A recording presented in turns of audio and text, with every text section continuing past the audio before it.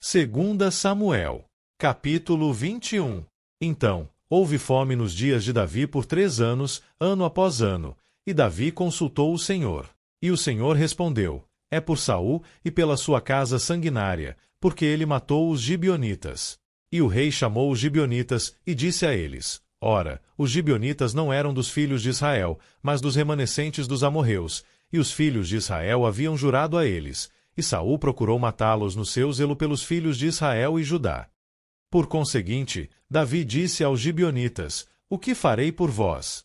E com que farei a expiação, para que possais abençoar a herança do Senhor? E os gibeonitas disseram a ele: não queremos ter nem prata, nem ouro de Saul, nem da sua casa. Tampouco por nós matarás qualquer homem em Israel. E ele disse: o que vós disserdes, isto farei por vós. E eles responderam: o homem que nos consumiu e que maquinou contra nós para que fossemos destruídos e não restássemos em nenhum dos limites de Israel. Que 7 homens dos seus filhos sejam entregues a nós, e nós os enforcaremos para o Senhor em Gibeá de Saul, a quem o Senhor escolheu. E o rei disse: dá-los-ei.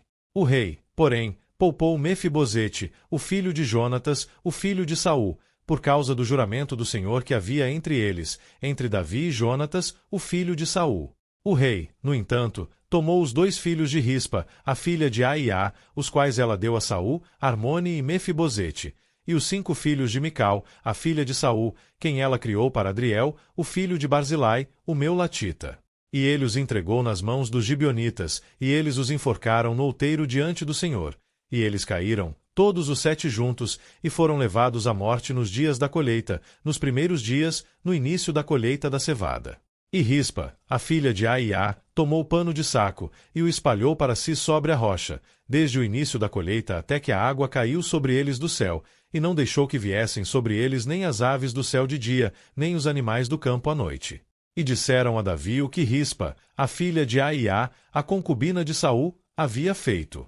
E Davi foi e pegou os ossos de Saul e os ossos de Jonatas, seu filho, dos homens de Jabes de Gileade, os quais os haviam roubado da rua de Bet-Seã, onde os filisteus os haviam pendurado, quando os filisteus mataram Saul em Gilboa. E ele fez subir de lá os ossos de Saul e os ossos de Jonatas, seu filho, e eles reuniram os ossos daqueles que foram pendurados.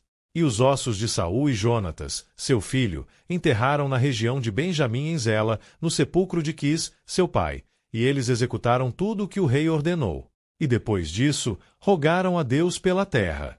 Além disso, os filisteus ainda fizeram guerra contra Israel, e Davi desceu, e com ele os seus servos, e lutou contra os filisteus, e Davi ficou fatigado. E Isbi-Benob, que era um dos filhos do gigante, cuja lança pesava 300 shequels de bronze em peso, estando ele cingido com uma espada nova, pensou ter matado Davi. Todavia, Abisai, o filho de Zeruia, socorreu e feriu o filisteu, e o matou. Então, os homens de Davi juraram a ele, dizendo: tu não sairas mais conosco à batalha, para que não extingas a luz de Israel. E sucedeu, depois disso, que houve novamente uma batalha com os filisteus em Gobe. Então Sibecai, o Uzatita, matou Seife, o qual era dos filhos dos gigantes. E houve novamente batalha em Gobe com os filisteus, onde Elanã, o filho de Jaare-Oregim, um belemita, matou o irmão de Golias, o geteu, de cuja lança-vara era como um eixo de tecelão. E ainda houve uma batalha em Gate, onde havia um homem de grande estatura, que tinha 6 dedos em cada mão, e 6 dedos em cada pé, 24 em número, e ele também nasceu dos gigantes. E quando ele desafiou Israel, Jonatas, o filho de Simeia, irmão de Davi, o matou. Esses 4 nasceram dos gigantes em Gate, e caíram pela mão de Davi e pela mão dos seus servos.